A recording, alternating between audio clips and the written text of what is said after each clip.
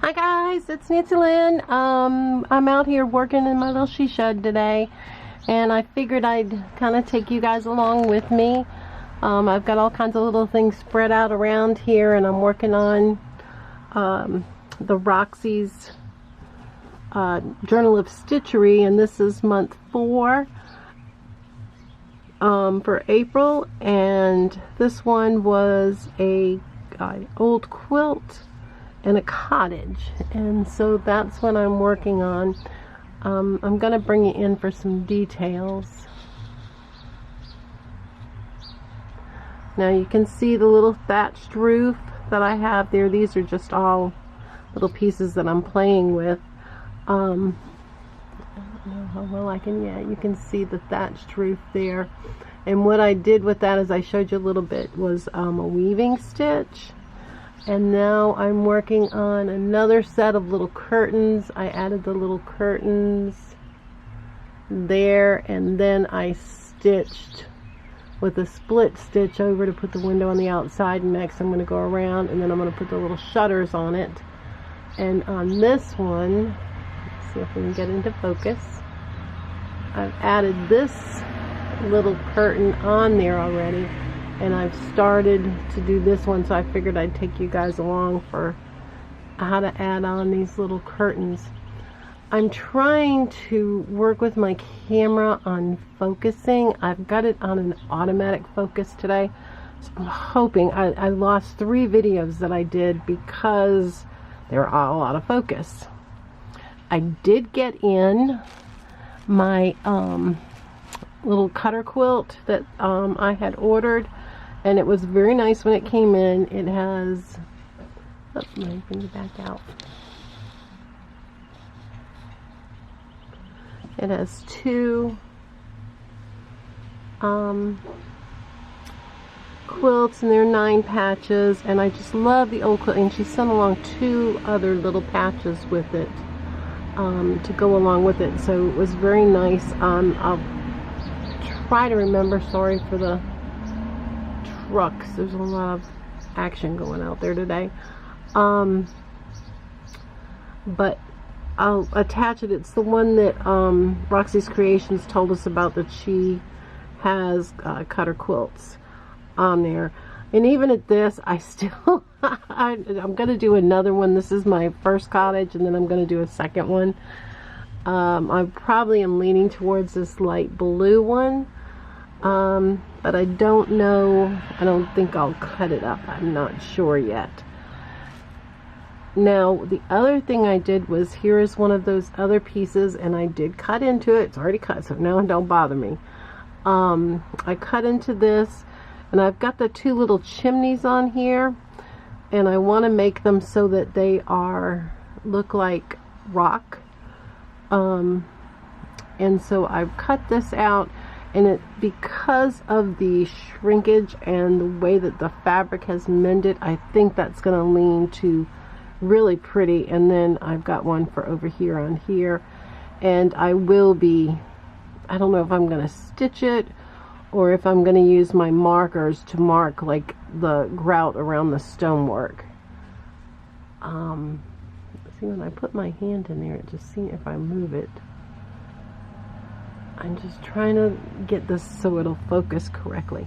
Okay, so there's that. And the other thing that I had was, the house that I had a little bit of lace, not lace, but they had scalloped work up at the roof, and so I'm going to be taking that and putting that up there, and I've cut out the other little pieces, one that I'll fit to go right there, and then this little piece will fit to go right there. And so little by little it's coming together. It just, you know, this is slow stitching, it is not fast stitching. So what I figured I'd show you today was how I add on the little curtains. And it just takes just a bare, and this is some netting with some lace work through it. And I just take, I don't know if you guys can see, it's just a little small little piece, and I'm gonna fold it long ways but I'm not folding it equally because I don't want it all bunched up in one spot. And then I look at it, and I want my curtains kind of triangular. So, and I'll mark over here. And I want to make sure I have enough to turn under a little bit, because these are all needle turned. And so I'm going to use my other needle.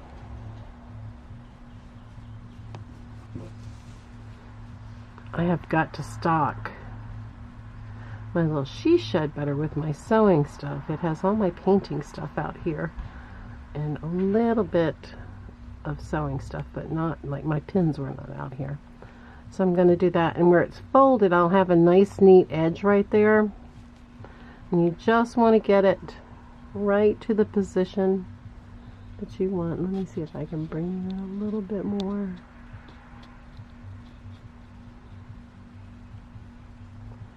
And I'm trying to keep my big old hands out of the way. And so I've got it here. I'm just going to use my needle to hold it to keep that edge folded.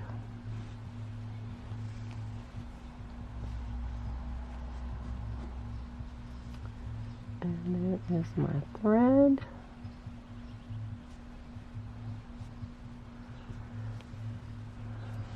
But where is my other needle? There we go. And I'm going to do a quilter's knot 1, 2, 3 times around the needle. Push it up. Pull it all the way. I always let it wrap around my finger a little. And then it just gives you a little knot. It's not a huge knot. It's just enough to hold it. And I'm going to start about midway and have my needle come up. And I'm just kind of going to do a little invisible stitch. I'm going to go underneath the material and catch it right there at the corner of that net. And I'm going to do another one. It doesn't take many stitches to do this. I know it looks incredible, like it. Oh my God, those are tiny little curtains. But I think it's worth it. Right, now I want to make sure I'm only using one thread. I don't like to use 2 threads on this. I only like to use one. And now we're going to come up to this corner. And once I catch that corner, I can let my needle out. And I'm going right across where that little line is, because I will be coming around and stitching all around this window once I'm done. Window right here. Right, and now I'm gonna get right up in there underneath and just catch just a little bit of this, and then I'm gonna turn, and now I'm going to turn this edge under to where I need it, so it'll be right there at the edge.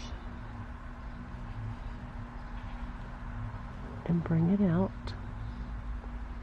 and I'm going to go under and catch just that little bit, just a thread I'm catching, so that you don't see a lot of the stitching.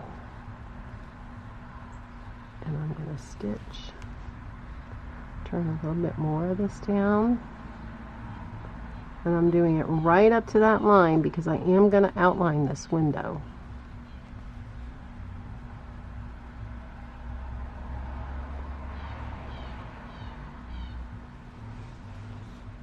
Now we're going to turn, and now we have this little bit of extra right there, and I'm going to turn that under, park my needle,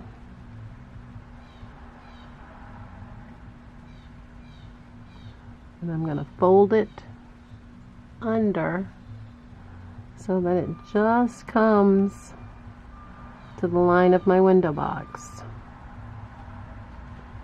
And then I can needle turn that as I'm going around the little extra corner. Take my needle and just tuck away those extra pieces that I don't need, and then catch it right there at the corner. And now I'm coming up, because I don't want it hanging out the window.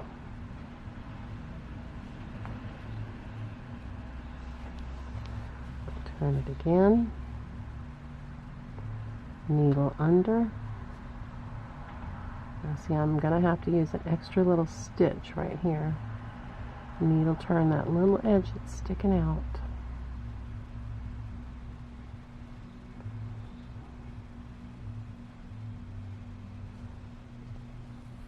And catch it. And now we're going to do these, because there's going to be flowers going in the little window boxes and all other kinds of things. So now remember, I only went half, so I need to do at least one more stitch coming up this way to catch the side. And then I'm going to go down. And you can see my messy back. I have not trimmed my edges yet, but that thatching took a lot of took a lot of yarn. And I have some extra. This piece here is to continue on my window boxes, and I figured I wanted to show you that, but I wanted to get my things in, and I will clip it off.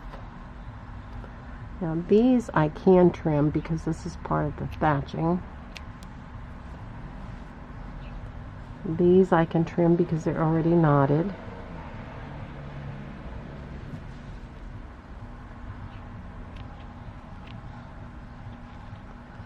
And your back cleans up pretty easily.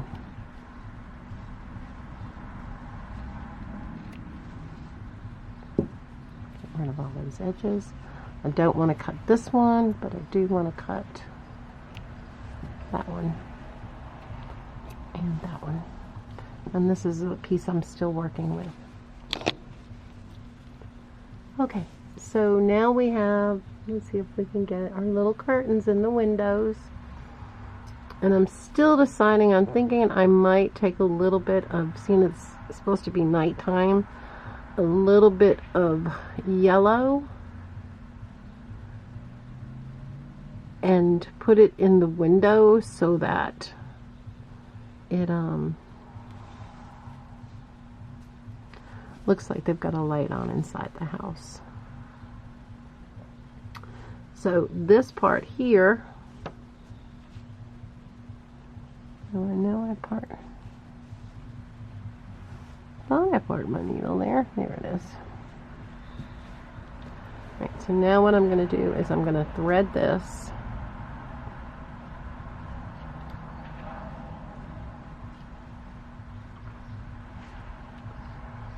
So hopefully we can get it on the first. Oh, I'm going to trim it a little bit.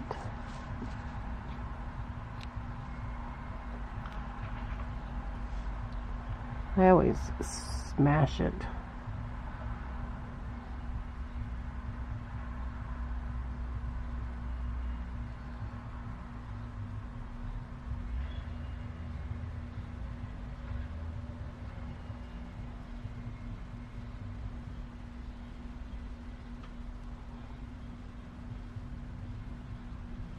There we go. Alright, so now I wanted to include you in on the little window boxes. I went around and did a split stitch all the way around, and then I'm just coming in, see my stitches up top, so I'm going to come up at the top of that line,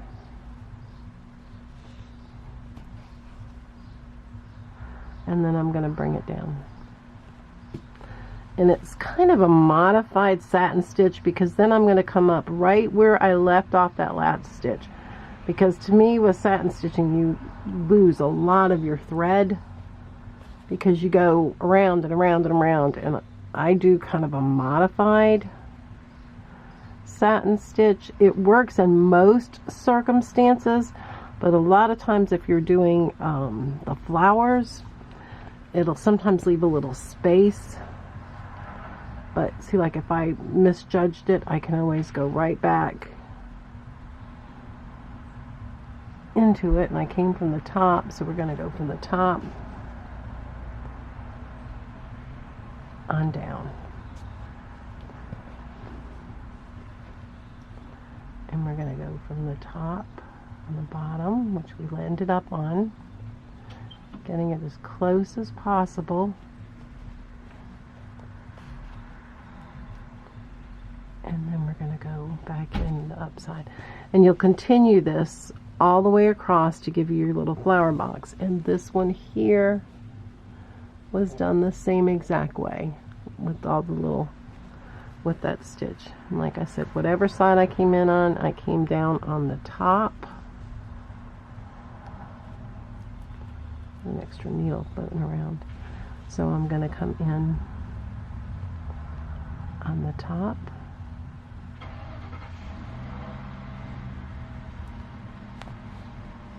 And then bring it down to the bottom. But I kind of split it. I find that it doesn't pull it quite as tight.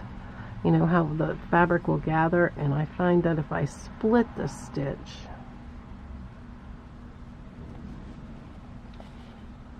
it won't quite tug it as hard. Alright, so that's what we're going to do for there, and I would follow that all the way across, but my thread has gotten too short, so I'm going to go ahead and tie it off, and I just run the knot through, and I'll run it through again, and then we'll just clip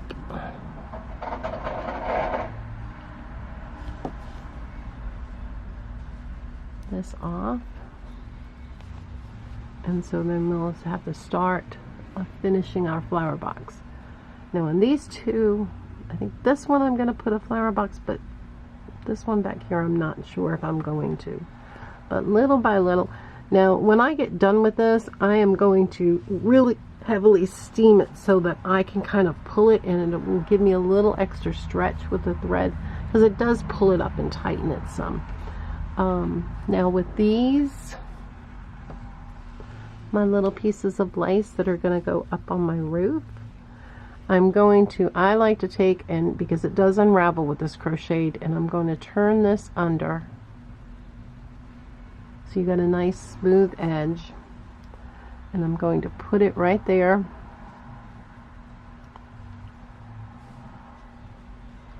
I'm going to hold it with my needle,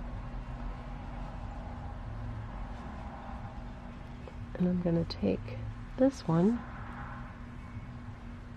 which was threaded,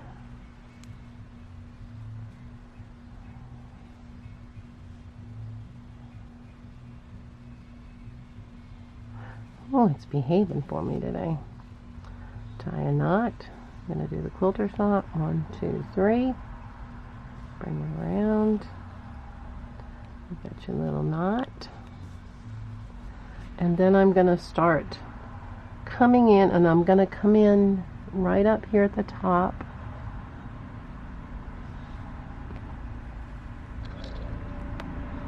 No, pulled it too hard. So I've got this.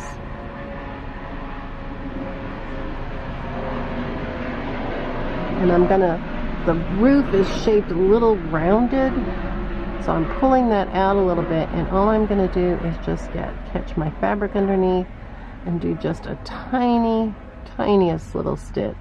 I'm coming from underneath and coming up. By going underneath, that keeps your stitch hidden. Not 100%, but you don't have a big old stitch hanging out there.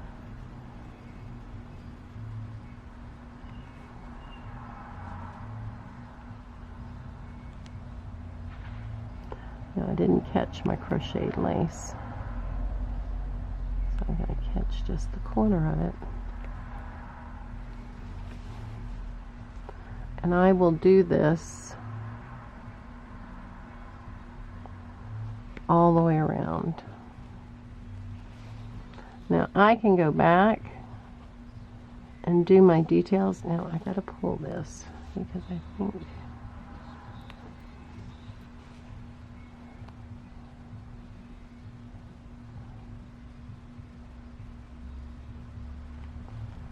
sure you're not catching anything in the back end of it. Do another little stitch. And it's pretty thick back there. And I'm just going to get it to where it's, and now what I would do is come all the way. Now I'm leaving the top open, and while we're right in here, and I'll come back down again.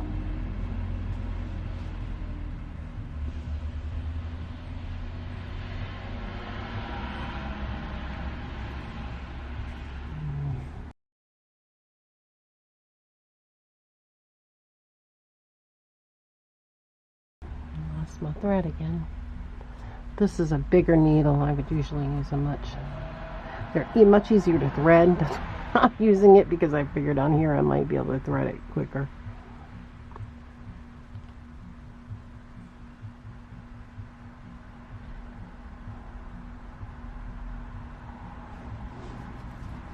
And I'm going to come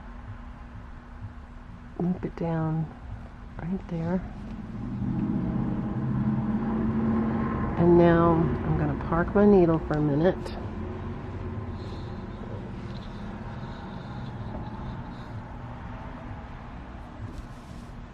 And now I want my little chimney piece. Let's see which side I want. I want this side. And now I need to put my little chimney, but I wanted it to come right under the lace. So I kind of wanted to attach both of them at the same time. And so now I have to unpark my needle, and I can pull this away so I can see what I'm doing. And I'm just going to grab it wherever it'll let me grab. And this is going to be, this still has the quilting material up underneath it. Probably would have been easier if I had taken it apart. Now I am going to do I'm coming up, went through the material, up through all of these. I've already fastened the first stitch, and then I'm going to catch the end, pull it, and that's a buttonhole stitch. I like the buttonhole stitch. Some people will put, I wrapped it around and I'm pulling it through. I'm coming up and under. Once my needle gets through, I'm wrapping it around and pulling it through. To me, this is a very secure stitch. It looks nice and neat when you're done.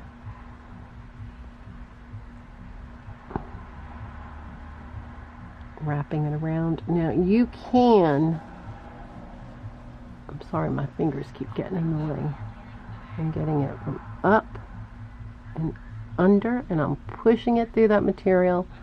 I'm wrapping around the needle, and I'm pulling it through. Let's do that again.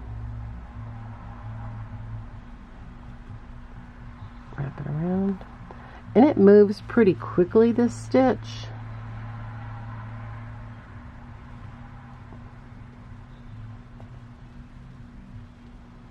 Got it up through the material, wrap it around. I know. So how is everybody out there doing today? Isn't it nice that the world is kind of opening back up again? Love it. And I got to go to my meeting yesterday and get to see some of my favorite people. It was a fun meeting, lots of cool stuff, lots of cool quilts. One of my friends shared a quilt, a wedding ring quilt that her grandmother, did it come out? Yeah, that her grandmother had made. And it was a wedding ring quilt, and they were taking it and making it for the granddaughters. Great granddaughters or great-granddaughters. There was 3 of them anyway. And they had sent it out to be quilted because she had made the tops but not the quilting. And so she was putting the binding on it, and she brought it in to show it to us, and it was so beautiful. But then, you know, and it's funny when you go to the guilds, we have people that, I'm a very fast worker. I get things done really quickly. It's because I'm blessed to be able to. Now, I think I'm going to skip a little spot because I think I'm going to put something to make.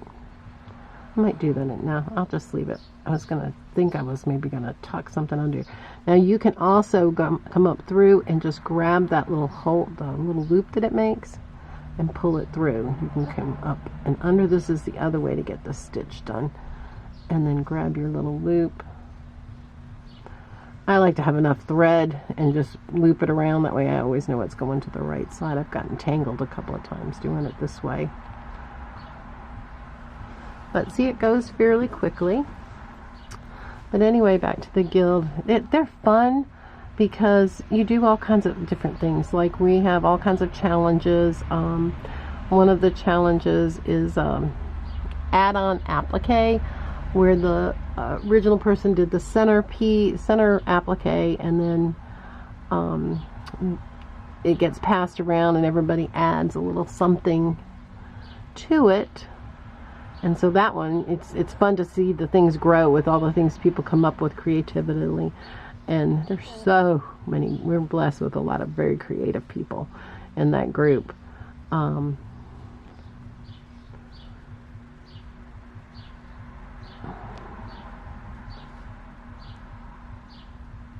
Now this one, watch, I might miss it. So I pull it because I'm getting down to the last.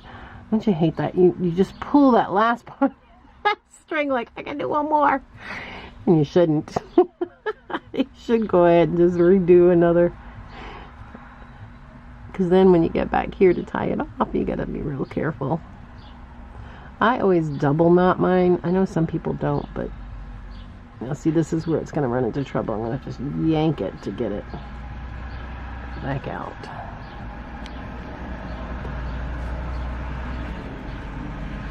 Okay, so now we've got our little chimney, and like I said, I'm probably going to have a little bit of smoke coming out. And then what I will do is bring this across because it's going to come up right to this other chimney. And I'm going to take this and tuck this end in there. And let's see if I can find my bigger needle. Here it is. And I'm just going to use this.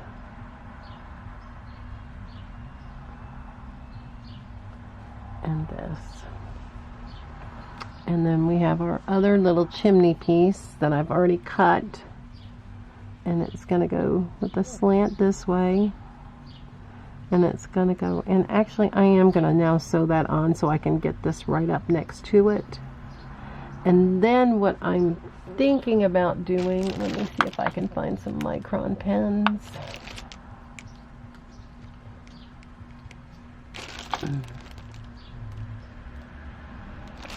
No, but I can use my pencil for right now just to show you. What I'm going to do is, see all these wonderful marks, like there's a line coming down here. And there's one coming like this way. And then there's all kinds of little marks in here, which will give you kind of the effect. But it just brought those little lines out a little more. Now, I might go through and stitch, I don't know, but it gives you the kind of like they've built stones to build this chimney. Because I don't think they used brick back then. I'm not sure. But I'm sure they had stones, and they probably did use stones. And so we'll add that. So little by little, these little pieces are coming together. And Okay, it stopped for a minute. Sorry, it did this to me the other day and my battery died. So what I probably will do is go ahead and finish up some of these little pieces. Put the little highlights in here, work on this little window over here. I'm going to print out some of the words to the Light of the Silvery Moon. It's an old Bing Crosby song. And hopefully find the picture of my gram. It's around somewhere, but I didn't have it pinned. And I've carried it from in the house out in my she shed. And so we're gonna do this, and I will start working on some ideas for the second one. I know I'm gonna follow this technique with the little cottage, and I have seen so many cute ones. You girls and guys, or whoever's out there, are doing such an awesome job. I'm just so amazed every time I look and I see all these cute little cottages and all the rest of that. And like I said, I am really honored to be working with you guys, because it's just so sweet what you guys are doing. And there's so many great teachers amongst the group that are sharing their skills. So today we covered how to add your little extras like the chimneys, how to add on your lace, and then I showed you guys how to put on these tiny little curtains. These are, well, I can use my thumbnail. It's about my thumb. It's about, to give you a definition of how big that is. It's just a tiny, and it's about the width of my little pinky. So they're tiny, but they're doable though. You can do them. My friend Vernell, we had done a row by row quilt, and she did the most beautiful row for me. And it had, mine was on the beach, and I'll have to show it to you. I'm trying to get pictures of it. But she did all these little things, and she did these little bathing suits on the little bathing beauties. And they were such tiny pieces, and I had always been afraid to go to the real small pieces, but she kind of let me see that it can be done. And so now I'm trying to do these very tiny little pieces. So thank you for now. So we will see you next time. I hope that you have a wonderful day. I hope the world is good to you. And happy stitching. All right, this is Nancy Lynn. I'm signing off. Bye-bye.